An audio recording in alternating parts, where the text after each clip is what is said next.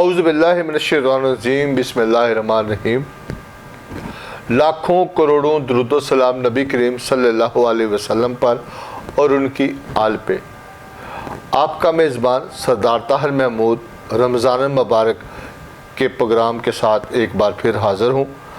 آج میرے ساتھ محترم علامہ قاری احمد حسن حسینی صاحب موجود ہیں، جو آج 15 رمضان کے اوپر کیونکہ دوسرا عشرہ ہے، اس حوالے سے انہوں نے پہلے بھی گفتگو کی ہوئی ہے میرے ساتھ، لیکن آج جو ان سے میرا جو بنیادی سوال ہوگا علامہ صاحب سے کہ جو مغفرت کا یہ عشرہ ہے، دوسرا عشرہ ہے، ہم لوگ اس سے اسباب کیسے حاصل کر سکتے ہیں کہ وہ کون سے عوامل ہیں جن کو کرنے سے اللہ تعالیٰ کے حضور ہم سرخ رو ہو سکتے ہیں۔ اس حوالے سے علامہ صاحب سے گزارش کروں گا کہ ہمارے ناظرین کے لیے اور ہمارے لیے یہ ہمیں آگاہ کریں کہ اس تمام کون سے اعمال ہیں جن کو کرنے سے ہم سرخ رو ہو سکتے ہیں اپنے رب کے حضور۔ محترم علامہ صاحب۔ بسم اللہ الرحمن الرحیم۔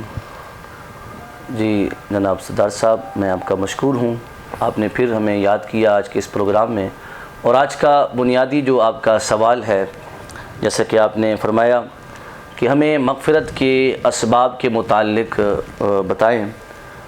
یقیناً یہ بہت اہم سوال ہے ہر شخص کے لیے کہ وہ کون سے ایسے عوامل ہیں جو بندہ اختیار کرے جس کے ذریعے اللہ رب العزت کی بارگاہ سے ہمیں مغفرت کی نوید مل سکتی ہے، ہم اس کی مغفرت کو کیسے حاصل کر سکتے ہیں۔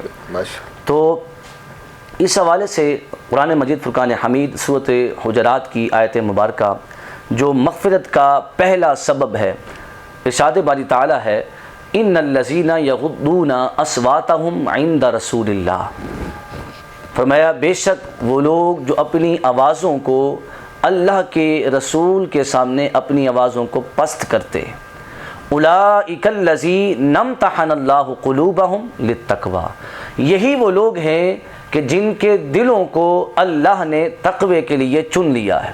ماشاءاللہ۔ لہم مغفرۃ و اجر عظیم، اور اللہ کی مغفرت اور اجر عظیم انہی لوگوں کے لیے ہے۔ ماشاءاللہ۔ تو گویا اس آیت مبارکہ کی روشنی میں ہمیں یہ درس ملا کہ مغفرت کے حصول کا جو پہلا سبب ہے وہ بارگاہ مصطفیٰ کا ادب ہے، بارگاہ مصطفیٰ کا ادب ہے، کہ جس کے دل میں اللہ کے رسول کی بارگاہ کا ادب ہے اور محبت ہے، سمجھ لیں اس نے مغفرت کے حصول کا پہلا سبب حاصل کر لیا ہے، اور اللہ رب العزت کی مغفرت اور اجر عظیم اسے ملنا شروع ہو چکا ہے۔ بے شک، سبحان اللہ۔ تو مغفرت کا ایک پہلا سبب وہ کیا ہے؟ بارگاہ مصطفیٰ کا ادب، اللہ کے رسول کا ادب۔ اور اسی کے ساتھ آپ نیچے آ جائیں کہ رسول کے بعد اہل بیت رسول، اصحاب رسول اور تابعین، تبع تابعین اور اولیاء کاملین، علماء ربانین، بندہ جس قدر ادب کرتا جائے گا ان ہستیوں کا اتنا مغفرت کے قریب ہوتا جائے گا۔ ماشاءاللہ۔ اور مزید نیچے آئیں تو والدین، اساتذہ اور ہر شخص کا ادب، تو جیسے جیسے بندہ با ادب بنتا جائے گا ویسے ویسے اللہ کی مغفرت کا وہ حقدار اور مستحق بنتا جائے گا۔ ماشاءاللہ، سبحان اللہ۔ تو پہلا سبب جو ہے مغفرت کا وہ ہے ادب۔ ماشاءاللہ۔ اور ایک عربی کا مقولہ ہے کہ الادب هو الدین کلہ، ادب جو ہے وہ سارے کا سارا دین ہے۔ بے شک۔ تو ہمارا جو اسلام ہے وہ ہمیں شروع دن سے ادب کا درس دیتا ہے، اور یہی وجہ ہے کہ جو شیطان جس کی اتنی بڑی عبادتیں تھیں اور ریاضتیں تھیں، اور جب وہ بے ادب بنا اللہ کی بارگاہ میں تو اللہ نے اس کے سارے اعمال کو ضائع کر دیا۔ بے شک۔ تو معلوم ہوا ادب پہلا قرینہ ہے محبت کے قرینے میں۔ ہم اگر اللہ کے حضور مغفرت کے طلبگار بننا چاہتے ہیں تو ہمیں پہلے مؤدب بننا ہوگا، پہلے ہمیں باادب بننا ہوگا، ہر ایک شخص کا، ہر ایک ہستی کا ادب کرنا ہوگا۔ جیسے جیسے ہم مؤدب بنتے جائیں گے ویسے ویسے ہم اللہ کی مغفرت کو حاصل کرتے جائیں گے۔ اور اس آیت مبارکہ میں آپ یہ دیکھیں کہ اللہ رب العزت نے فرمایا کہ جو لوگ میرے محبوب کا ادب کرتے ہیں اللہ ان کے دلوں کو تقوی کے لیے چن لیتا ہے۔ تو گویا مغفرت کا جو مطلوب ہے وہ تقوی ہے. تقوی. مغفرت کا مطلوب تقوی ہے اور تقوی کا جو مطلوب ہے وہ ادب ہے. سبحان اللہ. تقوی کا جو مطلوب ہے وہ تقوی ہے. تو یہ جب سارے مطلوب جمع ہوتے ہیں تقوی کے، اور آپ دیگر عبادات کو دیکھیں تو ساری عبادات کا مطلوب تقوی ہے. تو جب یہ سارے مطلوب جمع ہوتے ہیں پھر بندہ اپنے مقصود کو پاتا ہے. اور مقصود کریم، مقصود اس کریم کی ذات ہے. تو سارے مطلوب جب بندہ تقوی حاصل کرے اور مغفرت حاصل کرے تو مغفرت کا مطلوب تقوی اور تقوی کا مطلوب ادب ہے. جب یہ سارے مطلوب جمع ہوتے ہیں پھر بندہ اپنے مقصود کو پاتا ہے. اور مقصود رب کی معرفت اور رب کا قرب ہے. یعنی کہ بندہ نمازیں بھی پڑھے، روزے بھی رکھے، لیکن اس کے اندر اگر ادب نہیں ہے، تقوی نہیں ہے، وہ کسی کام کی نہیں. بے شک بہت خوب یہ نقطہ آپ نے ناظرین کو دیا ہے میری گفتگو کے بعد کہ، اور مجھے یہ معلوم ہوا کہ آپ گفتگو کو صحیح معنوں میں سمجھ چکے الحمدللہ. تو یہی ہم اپنی ناظرین کو سمجھانا چاہ رہے ہیں. جیسے آپ نے فرمایا کہ انسان جتنی بھی ریاضتیں اور عبادتیں کر لے، اگر اس کے دل میں ادب نہیں ہے تو اس کی ساری عبادتیں ضائع ہو جاتی ہیں. اور اسی سورۃ حجرات کی جو اس سے گزشتہ آیت ہے، پچھلی آیت ہے، اس میں اللہ پاک نے فرمایا کہ ان تحبط اعمالکم وانتم لا تشعرون. فرمایا اگر تمہارے پاس میرے محبوب کا ادب نہ ہوا اور تم نے میرے محبوب کی بے ادبی کی تو یاد رکھو اللہ تمہارے سارے اعمال کو ضائع کر دے گا اور تمہیں شعور بھی نہیں ہوگا. تو معلوم ہوا ہم اپنے اعمال کا ذخیرہ ہم چاہتے ہیں کہ مرنے کے بعد ہمارا اعمال کا ذخیرہ ہمیں مل جائے اور ہمارے پاس محفوظ رہے. تو اس کی محفوظ کا جو ایک طریقہ ہے وہ یہی ہے کہ ہم باادب بن جائیں.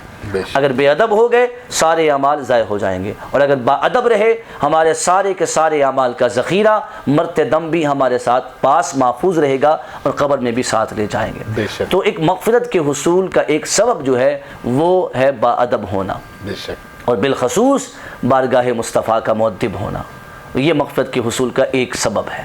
علامہ صاحب ایک تو بات یہ آپ نے ہمارے ناظرین کے لیے سامنے رکھی کہ جو جتنے بھی عبادات ہیں اس سے انسان تقوی حاصل کرتا ہے، اور تقوی کے نتیجے میں انسان کے اندر ادب آتا ہے. سبحان اللہ. ٹھیک ہے. ادب کے علاوہ دوسرا وہ کون سے عوامل ہیں جن کو حاصل کرنے کے بعد انسان اللہ کے حضور مغفرت کا طلبگار بن سکتا ہے؟ جی بے شک بہت خوب. تو جیسا کہ ہم نے یہ قرآن مجید فرقان حمید کی روشنی میں یہ جانا کہ مغفرت کے حصول کا پہلا سبب جو ہے وہ بارگاہ مصطفیٰ کا ادب ہے. بے شک. اسی طرح بے شمار اسباب ہیں مغفرت کے حصول کے. ان میں سے ایک یہ بھی ہے کہ نیکی کرنا. انسان جب نیک اعمال کرتا ہے تو نیک اعمال انسان کو مغفرت کے حصول کا سبب بنتے ہیں. بے شک. جیسا کہ قرآن مجید فرقان حمید میں ہے ان الحسنات یذہبن السیئات. اللہ پاک نے فرمایا کہ بے شک نیکی جو ہے برائی کو مٹا دیتی ہے. بے شک. انسان نماز پڑھتا ہے، نیک عمل کرتا ہے، اللہ اس کے نیک عمل کے سبب اس کی برائیوں کو مٹا دیتا ہے. اب حدیث مبارکہ میں ہے کہ ایک نماز کی ادائیگی کے بعد جب بندہ دوسری نماز ادا کرتا ہے تو درمیانی جو اس کے گناہ ہوتے ہیں وہ دونوں نمازیں وہ اس کی گناہوں کے اللہ پاک معاف فرما دیتا ہے. اسی طرح ایک جمعہ ادا کرنے کے بعد جب بندہ دوسرا جمعہ پڑھتا ہے تو پورے ہفتے کے جو گناہ ہوتے ہیں اللہ ان کو مٹا دیتا ہے. تو نیکی کرنا انسان کی برائیوں کو مٹا دیتا ہے. اس لیے اگر انسان جب نیک اعمال کرتا جاتا ہے اس کے اللہ پاک گزشتہ برائیوں کو مٹاتا جاتا ہے. اور کچھ ایسے گناہ ہوتے ہیں جو اگر انسان جب تک خود معافی نہ مانگے اللہ رب العزت ان گناہوں کو معاف نہیں کرتا. تو اس کے لیے ہمیں چاہیے کہ یہ جو ہمارے صغیرہ گناہ ہیں ہماری نیکیوں کے ذریعے اللہ پاک ان برائیوں کو مٹاتا جاتا ہے. ہم نماز کے لیے وضو کرتے ہیں تو وضو کرنے سے جو ہمارے ہاتھوں کے گناہ ہوتے ہیں وہ اللہ پاک مٹا دیتا ہے. اسی طرح ہماری آنکھوں کے جو گناہ ہوتے ہیں اللہ ان کو معاف کر دیتا ہے. مگر بعض ایسے گناہ ہوتے ہیں جس کے لیے ہمیں اپنے صدق کے دل سے معافی مانگنی ہوتی ہے، جو کبیرہ گناہ ہوتے ہیں. جب بندہ ان گناہوں کی معافی مانگتا ہے اللہ رب العزت ان گناہوں کو بھی معاف فرما دیتا ہے. یعنی رمضان مبارک کا مہینہ ہے، لوگ زکوٰۃ صدقات بالکل۔ خیرات کرتے ہیں، جی ایسے ہی۔ یہ بھی اسباب جی میں یہ شامل نیکیاں ہیں۔ جتنی بھی نیکیاں ہیں وہ انسان کی برائیوں کو مٹانے کا سبب بنتی ہیں۔ یعنی کسی کا روزہ افطار جی کرانا، یہ بالکل۔ تمام چیزیں اس جی میں شامل ہیں۔ بالکل یقیناً ہر نیک عمل، صدقہ کرنا، خیرات کرنا، زکوٰۃ ادا کرنا، کسی غریب کے کام آ جانا، کسی کی حاجت کے میں اس کی مدد کرنا، یہ سارے ایسے نیک اعمال ہیں جو انسان کی برائیوں کو مٹا دیتے ہیں۔ یعنی یہ رمضان کے علاوہ بھی اسی طرح اس کی اہمیت ہے۔ بالکل ایسے ہی رمضان میں اس کا یہ ہے کہ 70 گنا سے 700 گنا تک ثواب ملتا ہے، بڑھ جاتا ہے۔ اس کی اہمیت زیادہ اس لیے بالکل ایسے ہی ہے۔ بے شک۔ تو ہم نے اس گفتگو میں یہ جانا کہ ہر نیک عمل جو ہے وہ انسان کی گناہوں کی مغفرت کا سبب بنتا ہے۔ بے شک تو جیسے جیسے انسان نیکیاں کرتا جاتا ہے اس کے گزشتہ گناہوں کو اللہ پاک معاف کرتا ہے۔ بے شک۔ بہت شکریہ علامہ محترم قاری احمد حسن حسینی صاحب نے انتہائی خوبصورت انداز میں مغفرت کے جو اسباب ہیں حاصل کرنے کے، انسان اپنے رب سے کیسے معافی مانگ سکتا ہے اور اپنے گناہوں کا کفارہ کیسے ادا کر سکتا ہے، ایک اچھے انداز سے ہمارے دلوں کے اندر دین کی محبت کو اجاگر کیا محترم علامہ صاحب نے۔ تو ایک وقفہ ہوگا، تو وقفے کے بعد میرے ساتھ محترم معروف ثنا خان گجرانوالہ کے محمد ندیم انجم صاحب ہوں گے۔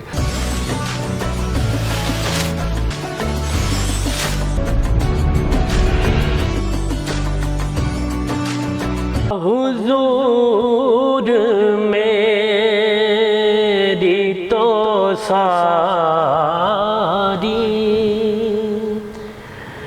بہار آپ سے ہے،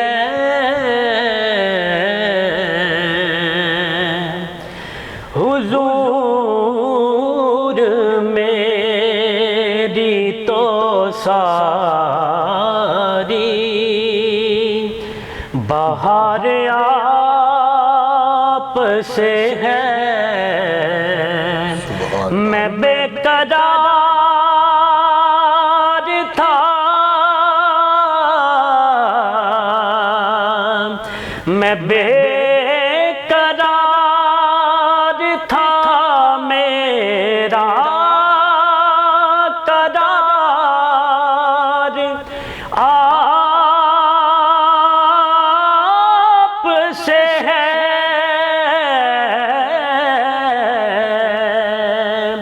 حضور میری تو ساری بہار آپ سے ہے، سیاہ کار ہوا کا بڑی ندامت ہے، سیاہ کار ہوا کا بڑی ندامت ہے، قسم خدا کی یہ میرا وقار آپ سے ہے، قسم خدا کی یہ میرا وقار آپ سے ہے، میں بے قرار تھا، میرا قرار آپ سے ہے، حضور میری تو ساری۔ اور شعر ہے جی جی ماشاءاللہ۔ اور کہاں وہ عرض مدینہ، کہاں میری ہستی، کہاں وہ عرض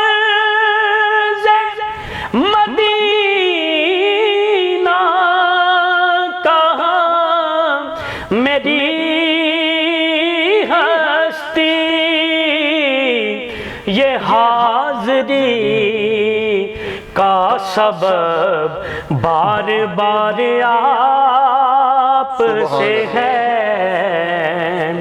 اور کہاں وہ عرض مدینہ، کہاں میری ہستی، اج یاد مدینہ آؤندا ہے، ہوئے رج رج کے مینو رون دیو، لوکی پھلاں دے ہار پروندے نے، مینو ہنجواں دے ہار پرون دیو، اللہ کرے مدینے جاواں میں، رو رو عرض کراں درباناں نو، میرا آونا فیر مقدرہ دا، مینو جالی کول کھلون دیو، کہاں وہ عرض مدینہ، کہاں میری ہستی، یہ حاضری کا سبب بار بار آپ سے ہے، میں بے قرار تھا، میرا قرار آپ سے ہے، حضور میری تو ساری، اور میری تو ہستی ہی کیا ہے، میرے غریب نواز، میری تو ہستی ہی کیا ہے، میرے غریب نواز، جو مل رہا ہے مجھے یہ سارا پیار آپ سے ہے، میں بے قرار تھا، میرا قرار آپ سے ہے، حضور میری تو ساری۔ ماشاءاللہ ماشاءاللہ، سبحان اللہ۔ یہ تھے محترم محمد ندیم انجم صاحب جو نعت رسول مقبول صلی اللہ علیہ وسلم پیش کر رہے تھے۔ آج جو میرے مہمان ہیں علامہ احمد رضا حسن کریمی صاحب اور ان کے ساتھ محترم محمد ندیم انجم صاحب تھے، دونوں احباب کا مشکور ہوں اور شکر گزار ہوں۔ تو مجھے دیجیے اجازت، رمضان المبارک کے ایک نئے پروگرام کے لیے تک اللہ حافظ۔